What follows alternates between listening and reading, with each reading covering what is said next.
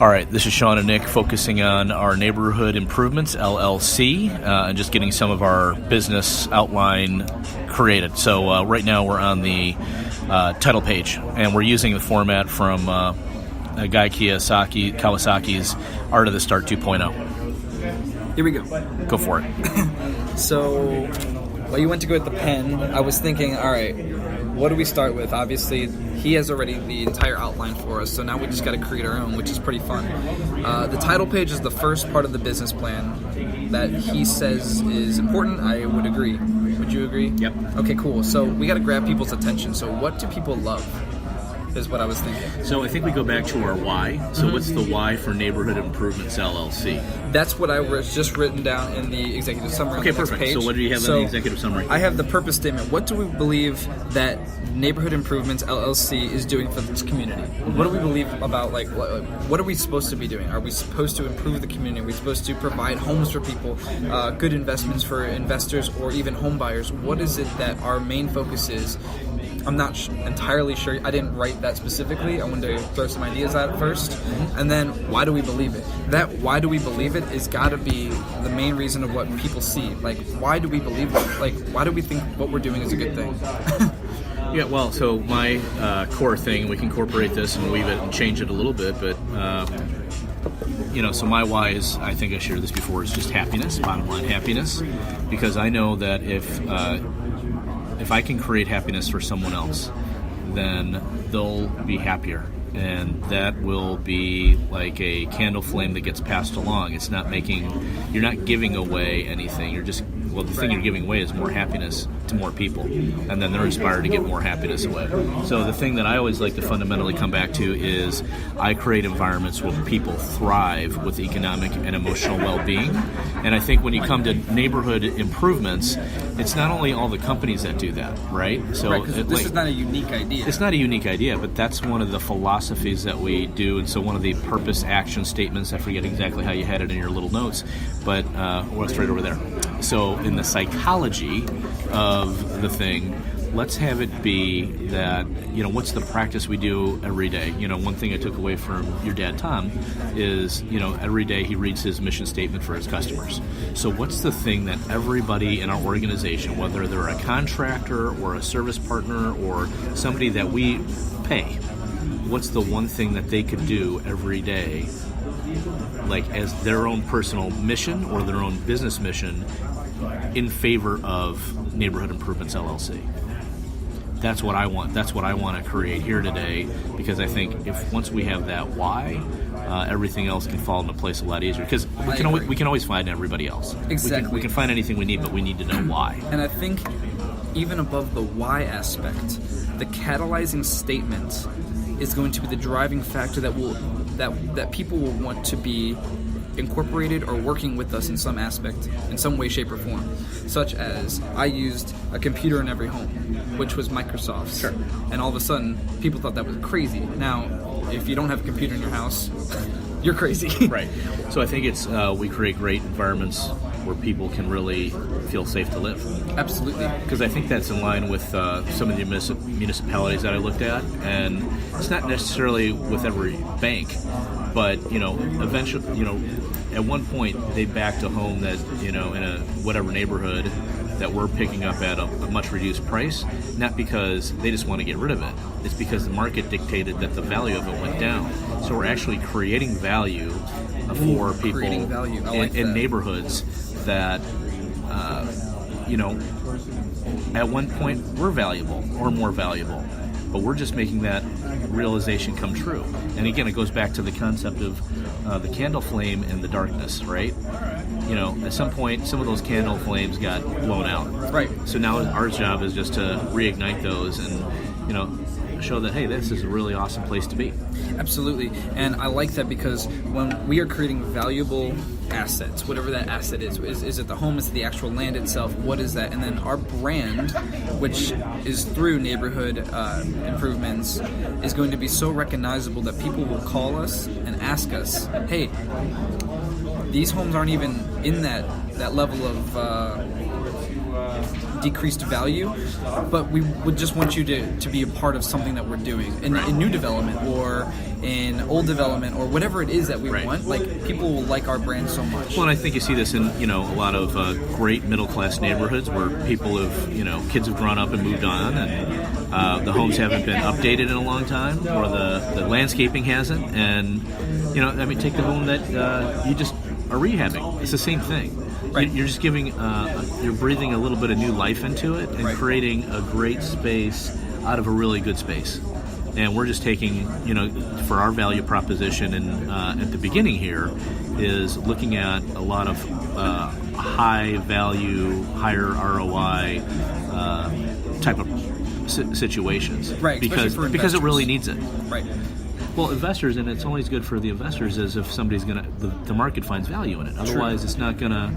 I don't necessarily want to be a slumlord. I don't want to do that. I think everybody deserves a great place to live, and they have to want it and work for it to pay for it. And that's just part of the discipline that they get to create, whatever that looks like. Right. And I would like to have this company inspire that for everybody. Right. Our company wants to set the standard for what that valuable resource asset home is for that community. Yeah. So our company's purpose statement, our mission statement is basically, we're creating value in decreased valued homes to bring to people, like to bring a dwelling to somebody. Like you're providing someone a home. Like there's not many better services than providing someone a home, a place to live, to grow a family, whatever it is that they're doing. And I know this isn't necessarily unique, but I think if we incorporate those values, I agree. And they're stated daily, first off, from a community of people. Right. There's power in numbers. Everyone always says this. So there's got to be power in the mind, thinking and saying the same thing over and over and over again. Yeah. Along with that, a catalyzing statement to push us forward, like I was saying about a computer in every home. Ours is, for an investing standpoint, is a profitable investment through calculated risk or something like that. That's actually kind of cool. Yeah. Something of that nature, though. When I even foresee this is just part of our process. So let's say the crew's on the site. Okay. They say our mission statement together, and let's say life happens and somebody's late, sick, or something like that. When that person shows up to the job, even later in the day, everybody takes a moment, stop, and mission statement, and repeat that mission statement to get that person who feels like they missed out. No, you're included. You're part of this team. You're here to. It's community. You're here to work, right? So work, and you work to take care of life. And there's no separation between, this is one of my philosophies, and we share at Medici, is that there's not a work-life balance. It's just life. It's harmony. It is harmony. Because it's not a balance. You're not trying to, because balancing is boring. Because if you, to an extent, Yep. So if you're trying to teeter on a balance, Yep. It's fun trying to get there. But then once you're there, you can't move. You're stuck. Because if you move too far here, then you're off balance. If you move too far here, you're off balance. So it's like harmony, because it's like a chord, because they all blend and mesh together. Yeah. When you mesh together, you're supposed to be able to do the work, the public life, and the private and the personal life, all at the same time, incorporating it on a time schedule, of course. But at the same time, it's like structured rhythms of success. It's like they flow together on purpose. Sorry, that was just a thought. No, that's okay. So the challenge is then becomes how do we refine all of these thoughts and words and things like that, so it's a simple, repeatable statement. Exactly. For everybody to say, wow, that's really profound. And powerful. And powerful, even though it's only a couple, 3 sentences long. Sean, what if we had a video of it? I know that this is recording it, but what if we had a video of on our marketing where we show the crews and they're all together and they're just about to say it, and we hype it up with music in the background, and we project that this is our start. Every crew at different scenes, obviously, because they'll be wearing different shirts or our shirts or whatever it is, right. And everyone will know that today we stand together to create valued assets and a absolutely stunning place to live, or something I don't know, whatever that is, and we all say it over and over again, but that's posted on media, and all of a sudden the St. Louis community realizes that they are changing homes. Yeah, they're doing money, making money and whatnot, but something about them's different, and I don't know, and no one will really know what that difference is until we become the face of St. Louis. But that would be kind of cool to market all over the place. You know what I mean? Having like your video production team go out there and actually do that and film it over and over again. Real estate documentation. That's cool. Yeah. Sorry, I just had that idea. Exactly. So the way I foresee it is that everybody's wearing our branded T-shirts or whatever, so it's our colors. Right. And, it has our little slogan, whatever couple word slogan is on the back. And, everybody's just part of the neighborhood improvements. Right. And so when people see that shirt, that colored T-shirt, walking around, they'll know it's like, oh wow, there's a real crew working on to improve my neighborhood. Yeah, exactly. That's what I want them to see. And I think the neighbors that live in that neighborhood already will appreciate it because all their homes will appreciate and value. Well, and then they know each and every time, because we won't have it in everybody's car necessarily. We could have a magnet or something on the side of the car. Right. But if they see the people, then it's not like, it's not a question of, is that person supposed to be in my neighborhood? It's creating a safe environment the whole way through. Remember, it goes back to me being a safety freak. That's a good thing. We like safety freaks. We like you, Sean. And I'm a little freaky. The one of the next outlining factors in the business plan is the problem/opportunity, which I think can be a simple form of SWOT analysis. I'm sure from back in high school, college, business classes, the SWOT analysis, strength, weaknesses, opportunities, and threats are all important. And I think that's a good aspect to look at here. Because yes, there's a problem, but what's the problem? It's a problem if we create it. So always just find the solution to the opportunities is how I look at it. The problems are learning lessons. So going back, we don't have to say and stay on it very long, but strength, weaknesses, opportunities, and threats, the SWOT analysis. I'm sure you've heard of it many times. We'll dive deeper into this on a different time, but I definitely... real quick, what do you see? Okay, so our strengths are our branding abilities, our St. Louis community value, which I think, because St. Louis is known as a big town. Branding and networking. Yes. Our weaknesses are that we're brand new, and this is not a new concept, but one that we have to test first to then go on a global or bigger scale. Opportunities are endless because of our connections with our networking that we have in our strengths with the municipalities, and we can grow in different aspects, not just in really, really low end, not really, really, what's the word?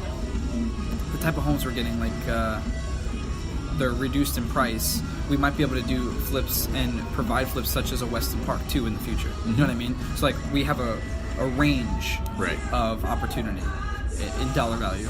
And our threats are, I wouldn't say competition, because I think competition grows us because we can improve and change on them. But I think a threat is not being communal and united every day, because that can throw weakness off. It's like the weakest link in a chain. And not having a clear vision on what we do and why we do it. Yeah. Those are definitely a threat for us. The other strength that I learned from some of my favorite CEOs was that, I want to create this environment to be the best place in the industry for people to work at. I like that. My dad did that. This is the best, hands down.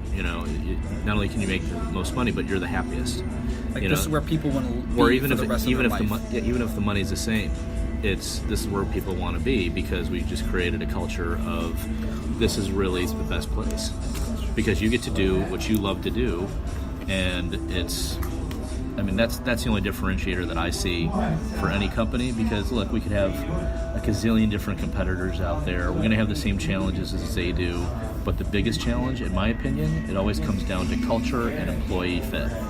And if we hone all this to that, then it's great. And that's one of the assets that I bring to the table is, my social scientific approach, not only personality and transaction type behavior, but then also from the marketing standpoint, branding. Of course. Because while I don't have all the answers to all that, I have Medici Marketplace, which does.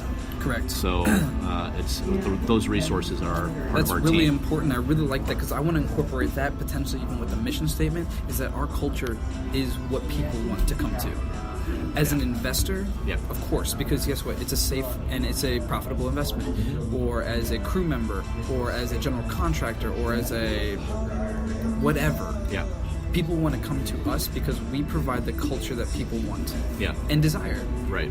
And want to stay with and hang out, and play, do whatever it is that we do. Right. And that's why we do it. Right. I think everybody should or could be called team members. Yeah. And they just happen to do so. It's not even like the team crew, or it's not team video. It's not team. Exactly. It's we're just all members. we're just all members of the team. Right. And it doesn't mean I have to. I'm not going to pick up a hammer and help you move that. It's like. No, it's just like a very go-giver mentality. Those are the people we want to attract. Because if one of us hurts... I think people want to be there. Exactly, because if one of us hurts, then as a result and a side effect, we all might hurt from that little one. So why not just get rid of the pain, fix whatever it is, and just all go through it? Get it done. I think it's our culture that will separate us from everybody else. And that's what I've always dreamed and want. So whether it's... a real estate company or a restaurant franchise, or you pick the name of the company. That's the only differentiator. The unfair advantage in the next section of the Enchanting Business Plan. I don't think there's too many unfair advantages in our situation because we started out with a different premise, which is what we just were talking about. Yep. We're all team members. We're a collaborative people. Our culture is our only unfair advantage. Because that's the thing that's impossible to reproduce on a daily basis. And It's the thing that nobody does every day. That's why so many people are overweight. It's why so many people are broke. It's why so many people, are unhappy. Or unsatisfied with where they are. Right. It's look, it's really simple. You just take the actions that you want to impact on a daily, regular, slow, boring basis, and stuff's going to change. This is you. Sales and marketing. Okay. So sales and marketing, we're at... I can't even read it. 19. What's the number there? 16. 1647. That's when you. Oh, okay. Well, just so I we see it, right? Makes sense. The only reason pause this. Okay, so sales and marketing. Here's where I want us to dream a little bit. Dreaming. Right. One of the things I wanted all the team members to have is the same type of phone. So that they, it's easy to communicate. In my opinion, everybody is in sales. It's the way I was brought into the business. Everyone can easily transition and, talk well about our company. And we're always selling that. We're selling the culture of our company, not, necessarily money transactions and things like that. So in a world of TVs, telephones, websites, blogs, social media, smartphones, our dent in the universe is, one, we're really selling our culture to everybody. Because we can, and our fulfillment, right? So we're getting stuff done, but we're getting it done by people who really, that's part of their passion to get that stuff done. I can swing a hammer. I'm not the best one I'm not the craftsman, right? And the fun stuff like destruction and takedown and things like that, I think everybody's great at that. But creating something beautiful out of it, I am not that type of master. As from a marketing standpoint, that's what we'll hire Medici Marketplace for, because there's just too many great people. They'll put us through a process that is second to none. I can tell you from my part with social media and podcasting, it does help people get expert famous in their database very, very quickly. Because that's what they want. It's one reason we have the book professor. I spoke with her yesterday, Nancy Erickson, and she helps people all over the planet with her clients write a book to separate their expertise from, and one, to share it. Right. But here's what we're doing ours in, and I told her this, I'm like, we're doing ours in a little bit backwards format. So our book is, we're creating the content because this is our vision of the future where we're going, and then we'll play out to be the experts. Right. So it's a little bit backwards, but it's cool. So what's believable? We've certainly had our own successes. We can highlight those. I think that'll be important. It's not just all dreamy stuff. Right. Things that we've done are Exactly. A lot of people haven't done. Well, we have. So It's cool. what are the things we've done so far? So Amanda's put together, 8 different crews. You have a couple I have crews. 2 crews. You have 2 crews. We have different investors lined up already. Correct. We have buyers lined up already. We have the vision for our culture that we bring to the table. We have the marketing extensions already. Right. We have my social media documentation for investors in place. We have the same mindset of moving forward, which is important. Exactly, and I think we can do it at a very exponentialized rate, so it's cool. Absolutely, and some of the culture team members that we have, even though we may not all have physically met in person or talked with, we all have the same desire for the same purpose, which is pretty cool because that doesn't happen very often, especially when you don't meet them in person. Like such as Dawn, you met her once, but when you talk to her and sit down, it was like talking to me. It's like talking to Amanda. It's the exact same feeling. It's amazing. Yeah, And it's good. it's good stuff. We like it. Absolutely. We like it. So from that standpoint, the way I envision it of how do we create our social hub in the neighborhood markets. So that's with all the realtors, that's with all the neighbors, that's with all the politicians and people taking care of the neighborhoods. Oh, I didn't think about that. So it's everybody. It's like having them on board of what, with our path and our vision. And it's like, hey, look, I know that there's other people doing this out there. Here's how we're different. We just have to keep communicating that and communicating that and communicating that. Because the one thing I know about marketing and media is that the more it's out there, the more people believe it, and it's got to be really great. It doesn't have to be perfectly great from a production standpoint, but the message has to be really great so that people understand our why. Right. Absolutely. And that's then my philosophy on selling and sales is that I don't really sell anybody anything.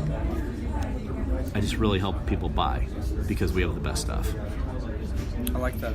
And it's like it doesn't mean we have the highest return, but we have the best stuff. We have more safety built around it. We have, a true culture of people being happy. And you know what? If that's, you want higher profit, then there's going to be other vendors for you.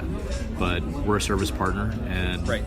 That's the thing we create that's unique in the marketplace. And hey, that's what we want for our life and our planet, right? Exactly. Yeah, we want to be happy with our investments, and we want to be happy with our clients and the people that we are associating ourselves with on a daily basis, whether it's a new vendor for a marketing aspect or if it's an investor who wants to put in $1 million, right? You treat them all the exact same because the culture sits the same. Yeah. And that's what the people want. That's what people will be attracted to with our company. Yeah, the money's part of an effect, but they want the cause of why we're doing what we're doing. People get on board to causes rather than just seeing dollar signs. Yeah. At least personally, from experience, I've seen that. I don't know about you. I have, and I have the phrase running through my head, and I created this way back when I first was becoming even more successful in real estate, selling a lot of properties, institutional properties, is that it was a tagline that I put on my email, and it was simply, a well-informed investor is our best client. Well, I just want to make sure that we're not just selling to the masses and saying, oh, this is the next cool thing and ride the wave and everybody should be in this. No, it's really about strong understanding and fundamentals and being a prudent investor, not just as an investor, but in people's lives. I see. So I see our people learning, growing. We're really a learning company.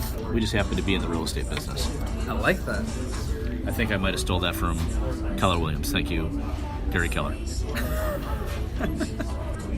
Okay, now we're talking competition. Go Right. ahead. The competition, I think, is going to be productive for us because our competition sits all over the world. There's been people to do this specific thing of creating a culture or creating an idea or creating a company that does what we do. But I think the differentiating us from them is going to be our unique culture and how every single person is going to be doing the exact same thing every single day. Like you said with the mission statement and really branding that out there, that's going to eliminate the posers. There's a lot of people that can do what we do, but not many people can do it well. Well, and I see our competition wanting to partner with us because they see that we're doing something really great, and not necessarily that we want to create merger and acquisition opportunities, but That's one thing I do see as our real value in the company is something along those lines. Now, is that going to be a threat or an opportunity? I think that's always opportunity. Okay. I think there's always going to be competition out in the world. Sure. And, I think it's also our relationship and mindset for it. That's one of the reasons why, from a competition standpoint, we understand and know our people. We just hire right for our culture. One thing I need to have you and Amanda do to be our guinea pigs and for our own benefit is just to go through, and I'm sure you've done these things before, but our personality profile test. So we know what our makeup is, but then we more so know how to, not just you and I and Amanda know how to interact with each other, but everybody knows how to interact with us, and we know how to interact with them. It's like the Enneagram, like I was saying. Oh, you weren't at the book club. I wasn't there, no. But I know what you're talking about. Yeah, I'm sure you've heard of the Enneagram. It's something that I've used in my life to learn how to coach others. Because you learn yourself, yes, but then you also learn how to criticize properly, and you learn how to praise properly, which is a very unique thing to coaching. I'm pulling something out right now. It's my AVA profile, which is a new tool that I got from one of my clients.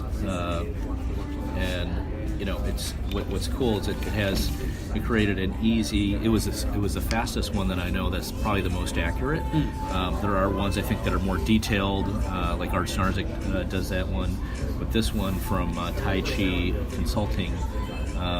It produced a 10-page report with an action plan on how for my personality type to fulfill on it. And just like you said, how do I? Oh, this is somebody else. Here's mine.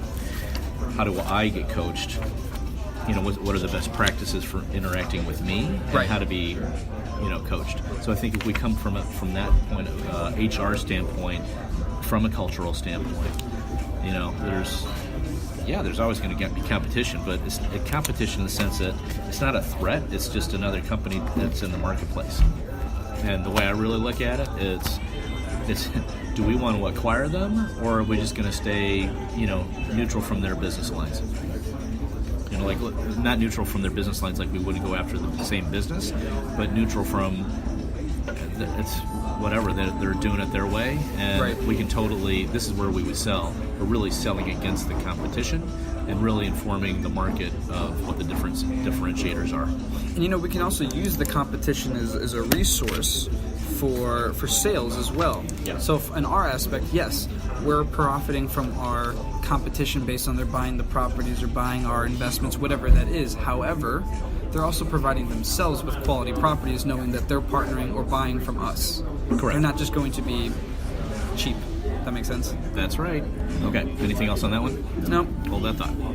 It is a good song. Let's get going a little bit here.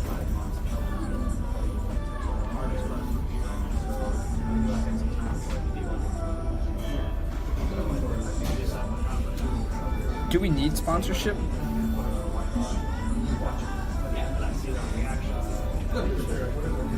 Maybe.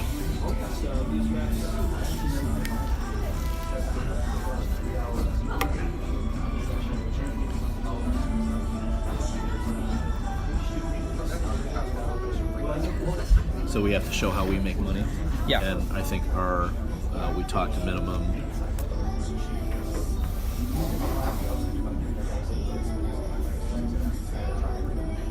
Minimum $6,000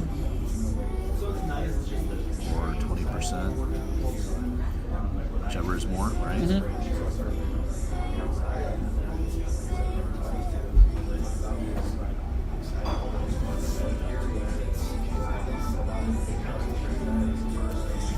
For property? Mm-hmm. Right.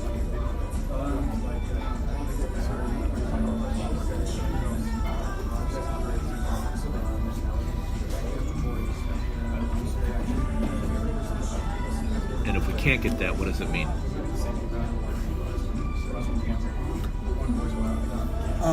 Because that's just what we want. But if we have a lemon, it's a lemon, and sometimes you can't squeeze $6,000 out of a lemon. So does that mean we move forward with it, or does that mean it's a bulldoze scenario? That's a good question. Is this for wholesaling? Yeah, so I'm looking to our Maybe rent, maybe provide as a renting opportunity for passive income.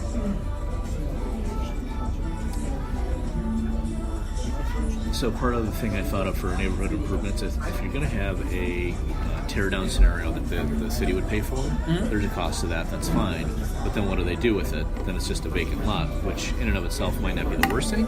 But what I see is it's like, how do we create community centers where, it's a community garden or a little thinking park where you can sit, walk, read, small little playground. Not that some of those don't exist already, but if there's a large economically depressed area with some of these things, having, I think, some of those amenities is what's going to people can stay connected with our It's our giving future. back. It's not just our giving back, but I think it's something that's really wanted for future. Communities? Well, yeah, because, we get so tied up in we're in a society where everybody looks down at their phone, where cars are going to be, future cars are going to be driving around. We won't be driving ourselves as we want to for fun, but everything else is going to be automated. All this stuff that we're creating is like, how do we interact with other human beings? But if there's enough spaces for them to do that, are they curated, manicured places, or are they actual places to be in, they can really call this their neighborhood? That makes sense. Right? So it's I think that goes to neighborhood improvements. It's not just thinking about what's good for our pocket today and good for the people today, but what's really great for the neighborhood overall. Because, we can improve any property. Maybe the improvement is having no buildings on it. I can see what you mean. Right? Maybe Absolutely. Maybe it is a park. Now, is that profitable for us at any aspect, or is it? Well, I think it goes to our real client, which is the neighborhood. And right. Who's the real neighborhood? Well, it's the whole municipality and the community of neighbors. I think if we focus on them as the first and foremost client, everything else will line up. Right. So that from the investor standpoint, we can create any models we want for them. That's just math. But right, you're right. If we have a stronger why, it's here's what makes sense here and why. Here's why it's a little different than right. And it's if we take down this one house, or we encourage the municipality to do that at their cost. Well, here's what it does to the rest of the value of surrounding properties, because now we're not just going to leave it as an empty lot. We're going to put this in there, and it could be something low cost, but it's bringing that community together, whatever level they're at. Different communities are going to want different things. Right. So whereas I forget the name of the street for your property now. Weston Park. Weston Park. Everybody has pretty much their own park in their backyard, right? Just in their own lot. That are acre to 2 acre lots. Right. So they don't need a walk around space. Plus Queenie Park is right next door. Right. And they have all the amenities almost within walking distance, right? They can walk to that Starbucks. Oh, absolutely. They could do that. They could walk to the cleaners. They have, fire protection that is right across the street. Right. All these things are handled. Multiple hospitals, 10 minutes away. So that's a very nice thing to have that people don't think about. So if you don't have all those things, if you're talking about 6,000 square foot lots, right? To whatever it is, even maybe 8,000, right? Yeah. So we're not talking a whole ton of space in all these scenarios. So what if we created that to be, there is something to go to, and we're creating a safe environment. I saw this on the Maryland Heights thing. It's how do they say it? I can't even think. But it's something where it's just they're promoting a safe neighborhood where kids can play. And in Maryland Heights? In Maryland Heights. Interesting. Right. So I think if we fulfill on that, that's all that matters. Okay. It matters that we make money too, but that's my thinking. Oh, this is recording. No, it's not. Yeah, it is. Oh. I didn't think I was recording that, but so I wrote down each property we have a minimum of 6,000 or 20% or the higher, and that's just our business goals to know we make money, and I know we're going to be turning over and transacting on these a lot, and I think if it's anything higher, then we talk about a upside participation play with these investors to say, hey, here's what we think we can do for it. We'll sell it to you for this instead of that, and we take some of the upside. I think one final thing before I know you have to go. Yeah. Is something that I wanted to incorporate with my personal aspect of business, which is through Kaizen Life. Yes. And I had created a concept called Random Acts. Random Acts is a great concept because it's so fun, and it's how we give back to the community. Yeah.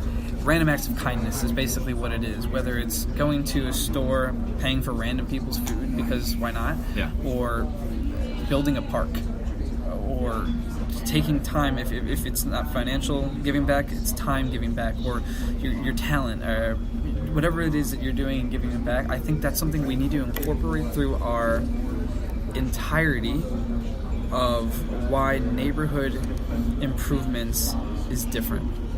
Everybody loves community. Well, the media loves community, even though it doesn't happen all the time. When it does, it's like that, oh wow, it's random. But again, random acts of kindness is not just for publicity. Yes, it looks good, but it also feels good. And when you're all sanctioned under the same principle of, yes, 1% of all of our earnings every year will go through a random acts account. That account is then pushed for whatever we come to an agreement with. You know what I mean? I do. Well, and the way I'll say that is, because how it sits in my mind is, how can we share our time, talent, and even some of our treasure? Exactly. So like, maybe we have a fund where we know that it's like, hey, look, one of the concepts I love from some other companies is that a portion of our profits are going to be dictated by all of our team members to giving to the charity of their choice or whatever they want to do. But also that it's like, yeah, we save that, and it's good for the company because it's in the company's name, but it's on their behalf because they're part of it. Correct. And the other thing that everybody can give is like, well, how do they want to give their time and talent? Maybe we have a day a month or half day or a month where, instead of being on the job site, we all come together as a team and we work on that community park project. That'd be really cool. Clean up whatever, right? Yeah, do some sort of dedicated act thing through like that. the Exactly. St. Louis community. Oops, did it stop? I don't know. It stopped. Is it going? Is the number moving? Yeah. Okay, good. We're still recording. So, I have to go to my next thing. Is there anything we need to recap or talk about? Let's just forecast. Projection. I think we need to get in the weeds a little bit before we can really figure out that projection. We can forecast anything. We need to talk to Don and figure out how many properties we really need to think about. And the dollar amount that we need starting. Yeah, and I think that's fine because then we'll just have a more realistic goal. The team, we've kind of talked about incorporated throughout the entirety of it, and that's something that we'll have a team meeting with everybody there. Probably at the office or something like that, or some sort of space where we can all be communal, hang out for a little bit, really get to know each other because we haven't even all met. You know what I mean? Yes. So we'll plan on that. And then, milestones, those are so fun to create. So we'll do that. I think we need to do that together with Amanda. Goal setting. And is there any milestones that you have along the way besides our first when do we want to have our first project under contract for us to either wholesale or take on and by ourselves? Pick a date. March 1st, my birthday. March 1st, your birthday. Okay, cool. It's a month. All right, and then how many transactions by 4 months after that? So that'd be July 1st. Or 3, no, right? Yeah. After that, let's do 50 style transactions, which is possible. What does that mean? I think that's either going to be, it's going to be one of two things. One, we're going to be getting it under contract and prepped for a wholesale or a rental property for ex-investor, or we're going to take some for ourselves and flip and rehab and build a community ourselves. Any of those style of transactions. Yeah. And the other thing, I'll say this out loud too, is so my thinking and philosophy for communities is that I want these homes to be, they might seem like rentals, but it's in a format where it's actually a form of home ownership. So they're buying, maybe we act as we are technically the landlords, but what we're really doing is sell it to a contract. So instead of being listed as a rental property, they're actually insuring it. They're buying it on contract. Instead of renter's insurance, they actually purchase homeowner's insurance, and that's a huge differentiator for the community at large. Interesting. Because okay, now instead of having a community of, I think they have 27% rentals, that would get reduced, which makes them a stronger community. Excellent. So I like that a lot. That's one of my milestones is, for my own personal happiness. All right, Sean Brady, Nick Gargiula, Anything else you'd like to add? No, but thank you for your time, Sean. All right. We're on our way. I like it. It's good stuff. I got to get to my next meeting. It's over in Creveport. But was this valuable? Yes, absolutely. Okay. Awesome. Cool. I'm going to send you